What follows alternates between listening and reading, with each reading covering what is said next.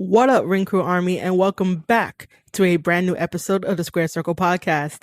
I am your host, Marie Shadows, and today is a beautiful day in the land of podcasting. I am so extremely happy that my video, if you guys do not know, head over to youtube.com/Square Circle Podcast and make sure you subscribe to the Square Circle Podcast over on YouTube to watch my amazing video that discusses Jay White versus David Finlay for the New Japan Cup and see who advances. I do know that the New Japan Cup is already over and I know who the winner is. However, going back and watching that video would be greatly appreciated, as it is now 338 views. I was not expecting it to get up to 338 views and counting. So thank you guys for watching that video, sharing it on social media platforms, giving me some feedback, giving me some likes. And again, make sure that you're following the Square Circle Podcast on YouTube with notifications turned on so you can never miss a video from yours truly, Marie Shadows. And while we're on the subject of Jay White and David Finlay, let's talk about the rest of the New Japan Cup. So after that incredible match, the New Japan roster heads over to Sendai, where we get treated to a 6-man tag. On one side, we got Bullet Club members Jay White, Kenta, and Yujiro taking on Tanahashi, Okada, and Ibushi, which those three are definitely dubbed the Dream Team. They really do look like superstars in the ring.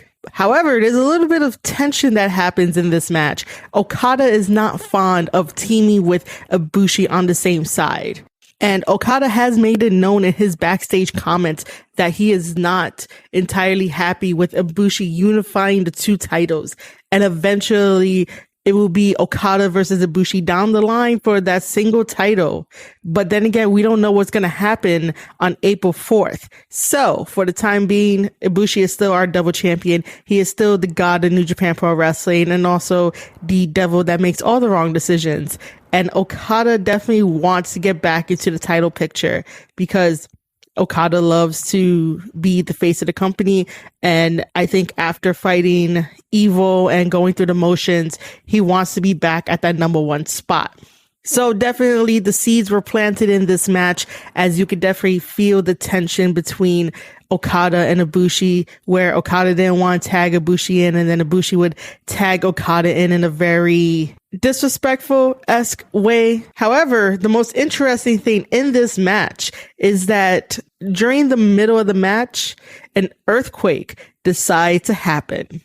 That was the most bizarre thing to ever witness on a live wrestling show. And I know it was a bit of a trip for every guy involved. Luckily, no one got hurt. Nothing in the building was broken. All the structure was sound, even though it was a 7.2 earthquake measure. And then the tremors and the ripples reached Tokyo, and Tokyo got a 5.2. And yeah, if it was me, I would have definitely freaked out. But luckily, all the guys were safe. Jay White doing Jay White things by taking all the title belts to protect the title belts during an earthquake. This guy is such a star that no matter what he does is gold. And it's just to prove the point further that the title belts definitely look great on Jay White. So it's been about 20 minutes that ever since the match has stopped, and our wonderful commentators, Kevin Kelly, Chris Charlton, and Gino did a wonderful time keeping the peace and entertaining us for the 20 minutes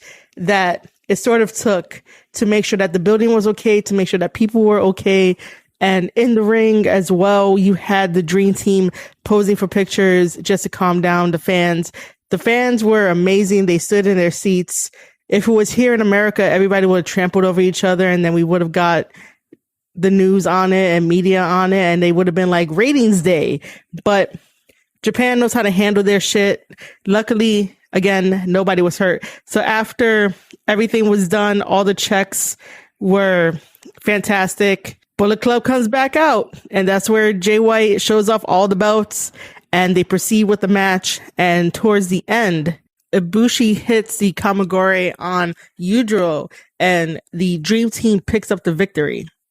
Now, for post-match, Ibushi definitely seems very confident in the fact that he's not going to be facing Jay White in the New Japan Cup. as we know who the winner is, and the winner is Will Ospreay, and I'll definitely get to Will Ospreay a little bit later in this podcast episode. However, it's both Ibushi and Tanahashi standing in the ring, so proudly wearing their championship titles on their shoulders. And Jay White just looks past Ibushi.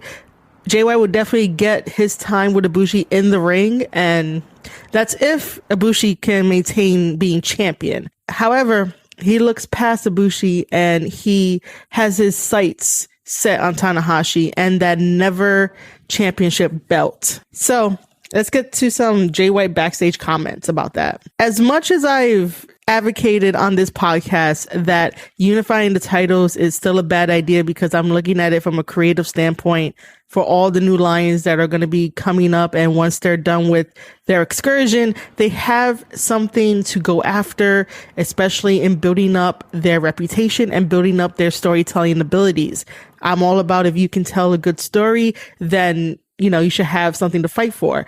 I know not every story and not every match should have a championship tied to it, but then again, sometimes the championship makes it that much more worthwhile to be invested in, because if you're just there with a simple story that doesn't grab attention and there's nothing to really fight for it, or nothing really at stake to where it could be life or death, or you got to choose this or that, it may fall flat for the young Lions that may come back from excursion, and they may not have the same veteran tactics as veterans who made a legacy on doing great storytelling, if any of that makes sense. Anyway, Jay White is correct when he said in his backstage comments that if he were to have won the cup and faced Kota Ibushi on April 4th at Rigoku and take that unified championship and then wanting to split it back,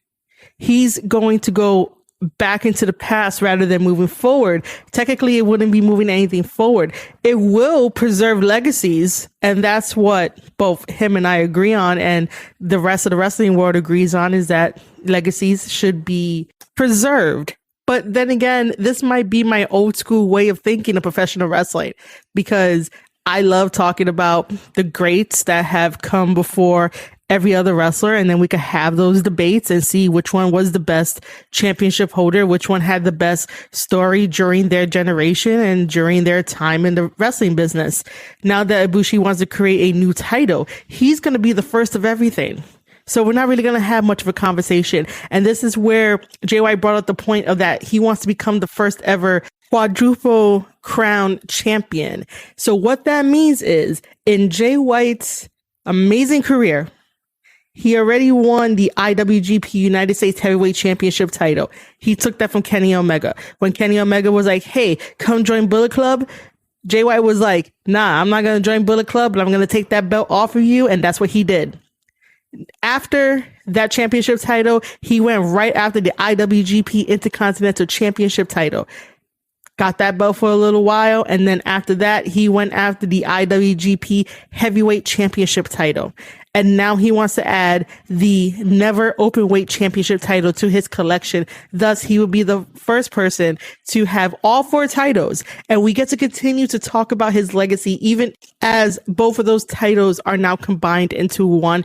And Kota Ibushi walks around with a World IWGP Heavyweight Championship title that he could take anywhere in the world and defend it as a champion should. However, Jay White, being the smart wrestler that he is, the smart guy that he is, wants to still be talked about in any of these debates. And by him challenging Tanahashi for that never championship title that he never really held, he is confident that he could definitely take it off of Tanahashi and have it around his shoulder. Jay White even starts playing manipulation games to Tanahashi in his backstage comments by saying that Tanahashi's pride is his downfall. And Jay knows that because Tanahashi is such a prideful guy, of course he would accept Jay White's challenge and put up that never championship title on the line. Now, switching over to Tanahashi's backstage comments, because he does have an answer for Jay White. It is definitely not the answer that we all are expecting. Tanahashi did not give a yes or a no, but he did mention that Jay is young and he's hungry to grab all the titles that he can, which is acceptable. But then he said at the very end to get some advice from his senpai, obviously meaning Gato, and continue to say, a fickle man won't ever be popular. Now, Tanahashi and Jay White's ideology of wrestling are probably completely different in the fact of that Jay White does Jay White things to get what he wants and the path that he wants, and whatever he says, it does come true, even if there are some setbacks that doesn't allow him to get fully to his destino. But his destino has never been a straight path. It has always been, he does go straight in the path, and then some shit happens and he has to find another way around the obstacles that are given to him. That is what makes Jay White different from any other wrestler in New Japan Pro Wrestling. The fact that he can at times think on his feet, and then sometimes he has to plan things out to make sure that when he gets to that end goal, everything was set in place, everything was meant to be, and all the pieces are in there. Currently, Jay White has a lot more obstacles to get through before he wants to really face Ibushi for that Unified Championship title. So he needs to put David Finlay into place, and then he also wants to take out Tanahashi to get gold on his shoulder. And this is just the way that Jay White does things. Everything will eventually make sense once we get to a Jay White versus Ibushi match down the line in this year of pro wrestling. But is Jay White really fickle? No. Just because Jay White has some setbacks and doesn't want to really take on Ibushi as of yet, or even attack Will Ospreay to try to injure Ospreay further so that way Jay could jump in his spot, which could be a possibility that could have happened, but I don't think that would be right. As much as Bullet Club does underhanded tactics and are destructive inside and outside the ring, that technically won't be a good look for Jay White. Jay White does everything under the radar while telling you what he's going to do. It's like a magician that says, hey, focus on my right hand while my left hand goes and does something else. And then when that surprise happened, you're like, oh, I focused on the wrong thing. And therefore, Jay White automatically gets what he wants and push forwards his agenda in New Japan Pro Wrestling. So I do not think that Tanahashi is right in thinking that he's fickle and he won't ever be popular. Jay White is way over than most of the people there. So Jay White is doing something right.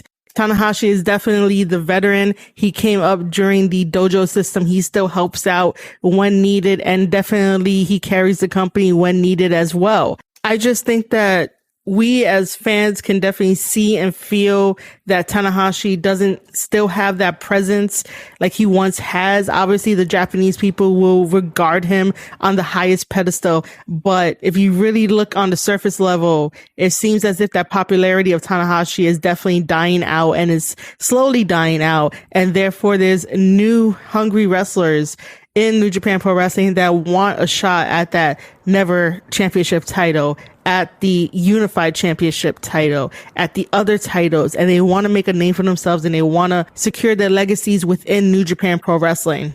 Like when I watched Jay White versus Tanahashi during the New Japan Cup, as much as it was a good match, there was definitely something off about that match.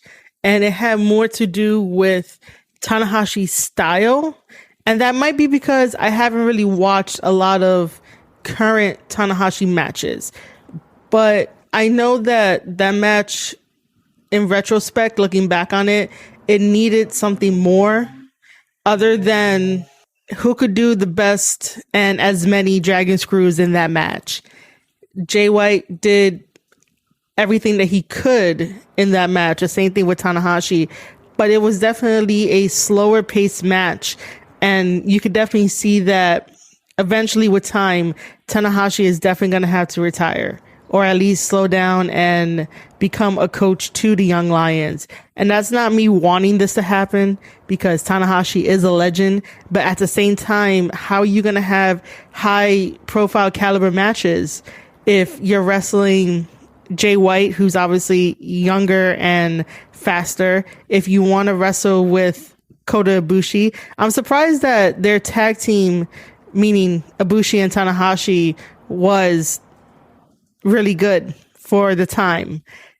I just think that eventually Tana may have to call it quits, or at least slow down. That's why I didn't understand why they gave him the Never Championship title, because you could definitely see on this tour, it was definitely taking a toll on him, especially when he was giving his backstage comments.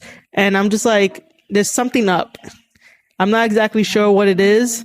And I would never want a wrestler to just retire because I'm like, hey, it's time.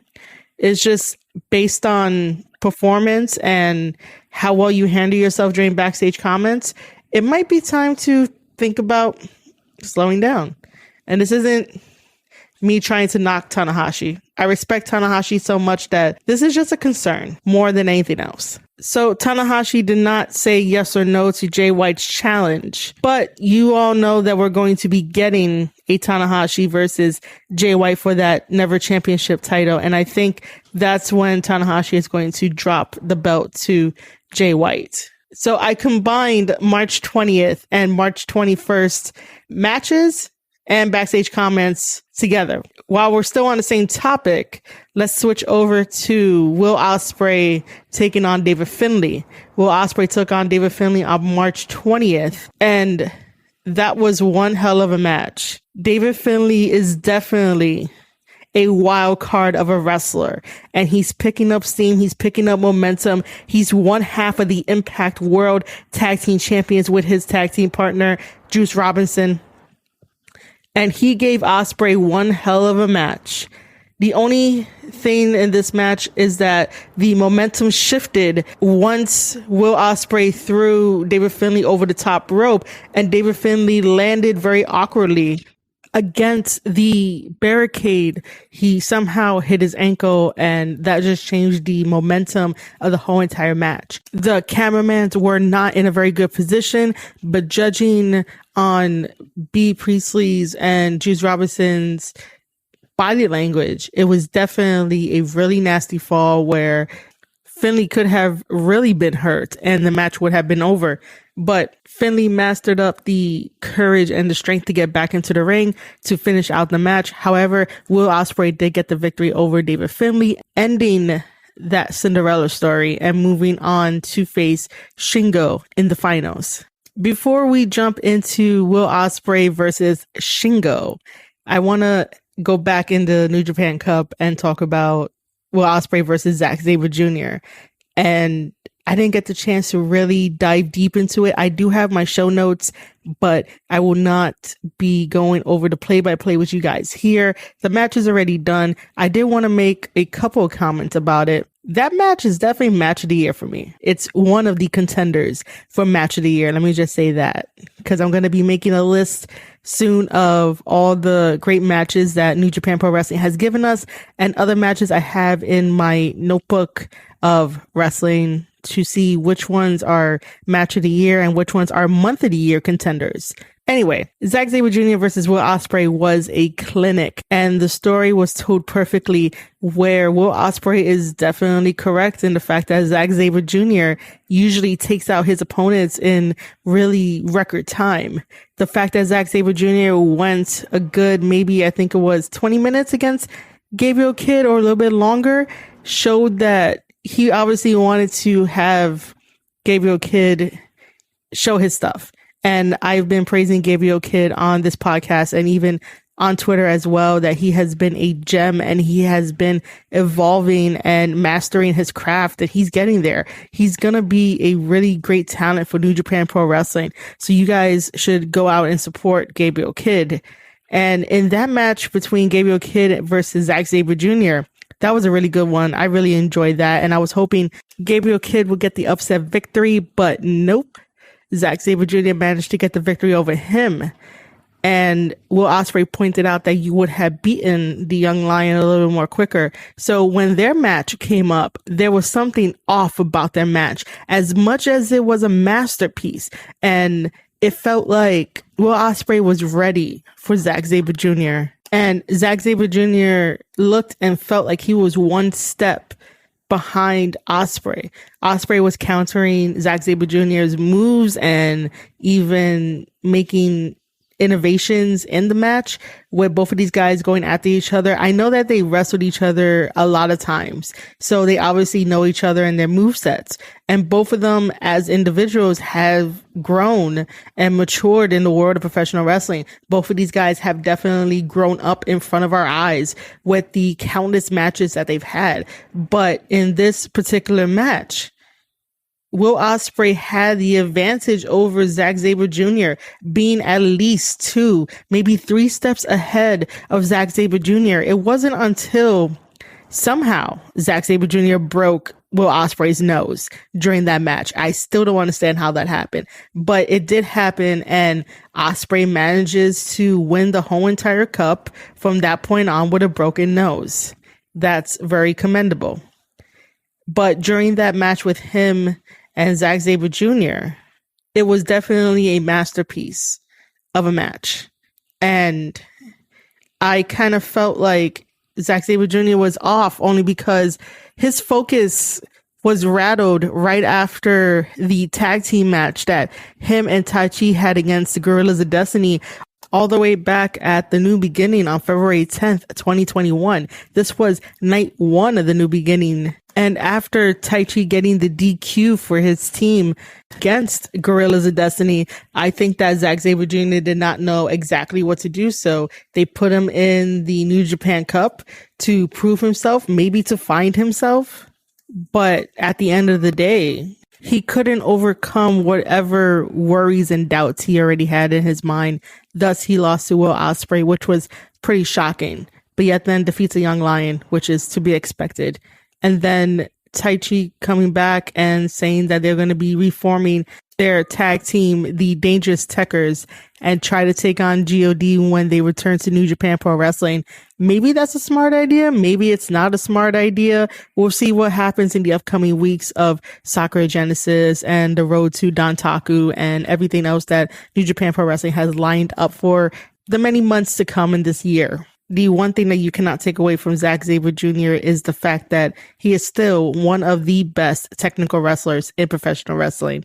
Now, let's talk about Will Ospreay versus Shingo Takagi. This happened on March 21st, and this was the conclusion of the New Japan Cup. And this match is definitely match of the year and definitely match of the month contender as well. I am very impressed with Shingo. I never really got the chance to sit down and watch a Shingo match. So watching him in the New Japan Cup, along with the preliminary matches that they have before the New Japan rounds come up, he's a very talented wrestler. And he's very good in the ring at what he does. And being the age that he's at, which I saw online that he's like 38 and he's in great shape. Wow. Congratulations to you, Shingo, for being number 2 in the New Japan Cup. And I would have never expected that we were going to guess a Shingo versus Will Ospreay in the finals of the New Japan Cup. You know, guys, I love Jay White as much as anyone else does.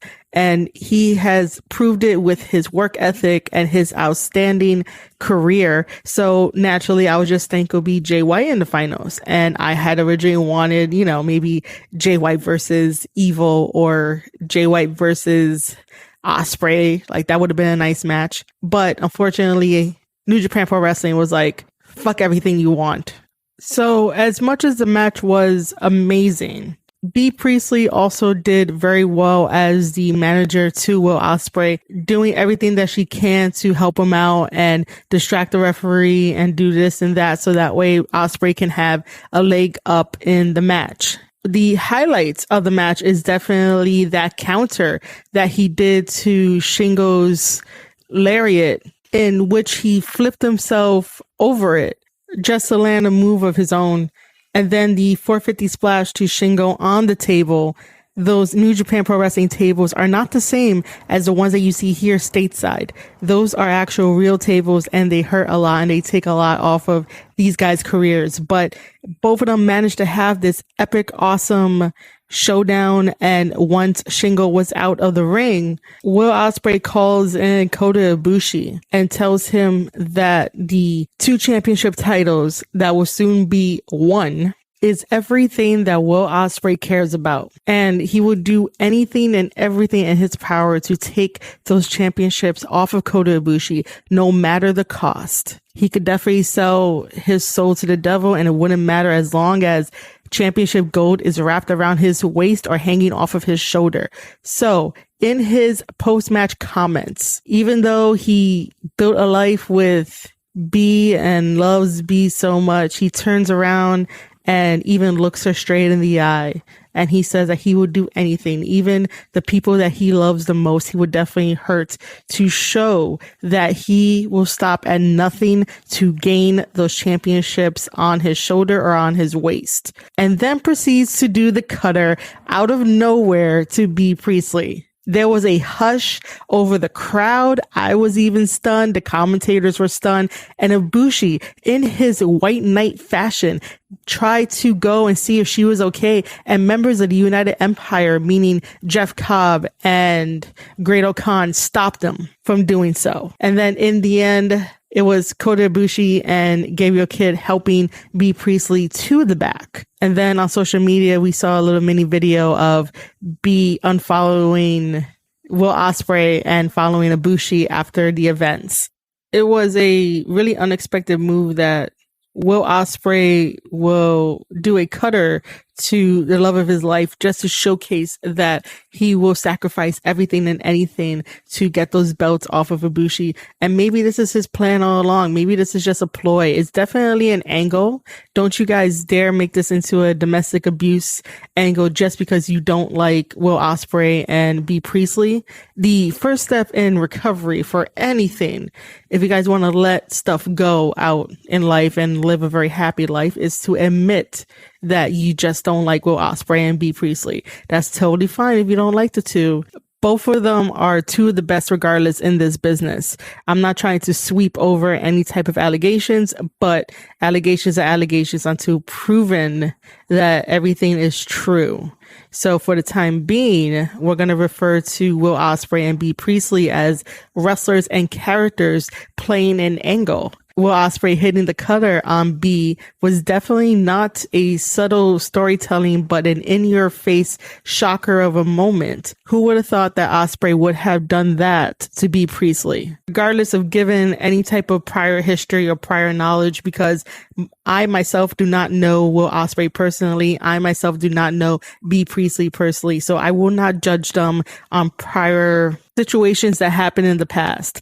So aside from all the controversy that Will Ospreay and B. Priestley supposedly do on the internet was up in arms about this little angle. And I really do think this plays into manipulating Kota Ibushi so that way his guard could be let down, because we do know that Ibushi is definitely a nice guy. However, when pushed to the very edge of his limits, sleeping demon arises. And we see a different side of Ibushi when it comes to high stake matches. Jay White experienced it, and others before him experienced that Demon Ibushi coming out when he was pushed to his very limits. So I do think that Will Ospreay knows what he's doing, and eventually B is going to help Will Ospreay win the big one against Kota Ibushi, unless Kota Ibushi can figure it out ahead of time, but I doubt he's going to figure it out ahead of time. So aside from me predicting that, New Japan Pro Wrestling had their New Japan Cup 2021 press conference that wrapped up everything. We do know that April 4th, come Rigoku Sumo Hall, is going to be Will Ospreay versus Kota Ibushi for the unified championship title. And then we also found out who's going to be wrestling during Sakura Genesis. And then Will Ospreay had some words to say during the press conference. And it was just him reinstating that he would do anything in his power to get the belts off of Kota Ibushi, and that the New Japan Cup trophy does not really mean anything. It does not mean that you're the best in the company. And Will Ospreay wants to be number one in the company. Will Ospreay wants to carry the company on his shoulders.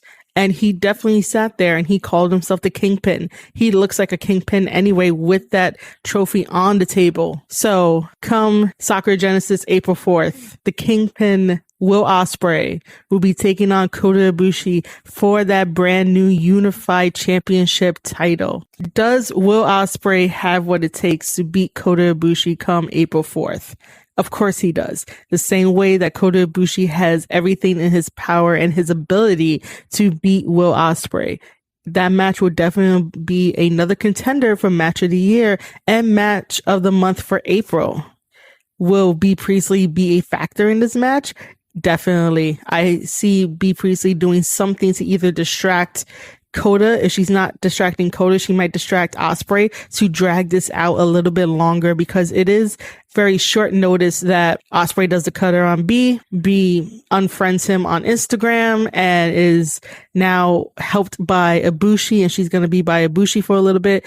It's a little bit weird because it wasn't planted as well as it should have, and it was just done for shock value, which is all good, because sometimes if it's done for shock value, you can recover from it and make it an interesting story. So I'm interested in this angle. I'm interested to see where this goes, because who would have thought in 5 years Ospreay is like, B, I love the title belts more than you. You know this. So I'm going to do a cutter on you and I'm going to go get what I want. I could definitely relate, because professional wrestling is definitely my number one. It's my overall love, and I will put that in front of anyone just to get where I want to go. And I totally understand where Will Ospreay is coming from.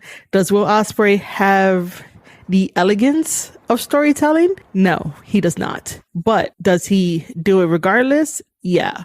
And will he have lots of people watching this? He definitely will, because he's always some type of controversy on the world of Twitter. So we'll see what happens in the upcoming weeks. We will not have another New Japan Pro Wrestling podcast episode until March 29th, the day after my birthday. That is right, guys. I hope you guys can help me celebrate on Twitter on March 28th, my birthday. I will definitely be turning 30, and I don't like it. In the meantime, I have some housekeeping stuff to do in the background. I have a website to build, so that way you guys can find all of my work there and also find the work of my team, Ravage Lance Production. Ravage Lance Production was the first thing I worked on with my boyfriend. It is a gaming, wrestling, and writing adventure. And we have some gaming videos and some Comic-Con videos and some really good stuff over on Ravage Lance Production on YouTube. And then I decided to start branching off of my own to create the Square Circle podcast and talk about professional wrestling, because again, that is my first love. So I'm going to have to do some housekeeping stuff in the back. This little tiny break from talking about New Japan Pro Wrestling will give me just that, so I can write down my thoughts and make a wonderful website for you guys to visit. So keep in contact with me via Twitter at Maria_Shadows. And if you definitely enjoyed this episode, make sure to give it some love. It will be available as audio over on anchor.fm/Square Circle Podcast. And it will definitely be in video format on YouTube, youtube.com/Square Circle Podcast. Make sure to hit that subscribe button, turn on notifications, drop me a comment, and definitely leave me a like on this video. I highly thank everyone for supporting me from the very beginning. You guys are all the best. Without you guys, I would not be here and be so passionate about professional wrestling. I'll still be passionate about professional wrestling. I love it no matter what. And I hope one day I can definitely work alongside New Japan Pro Wrestling and Bullet Club and work alongside AEW. I just want to tell stories. That's not a bad thing, right, guys? I just want to tell stories. So, ladies and gentlemen, that is all from the Square Circle Podcast. I am your host, Marie Shadows, and I'll see you guys on the next one.